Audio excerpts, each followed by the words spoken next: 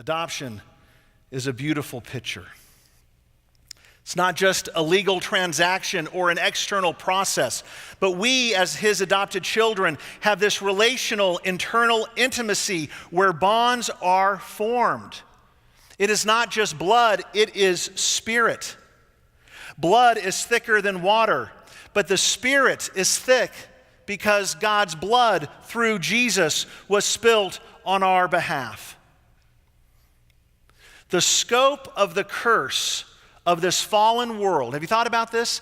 Have you thought about how creative and how thorough evil is in our world? All the many different manifestations. It is holistic in its destruction, personal, cosmic, social, vocational. That's the bad news, but here's the good news. The scope of the gospel is holistic in its restoration. Spiritual adoption represents how God redeems and buys back that which is broken on the personal, social, cosmic, and vocational scales. And so because you and I have been adopted, how then shall we live?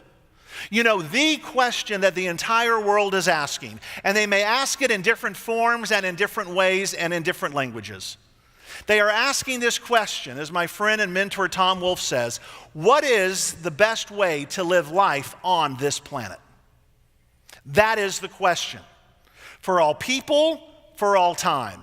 How do we do it? Show us the way. And the world is crying out, and we as God's sons and daughters have the answer because the answer has happened to us.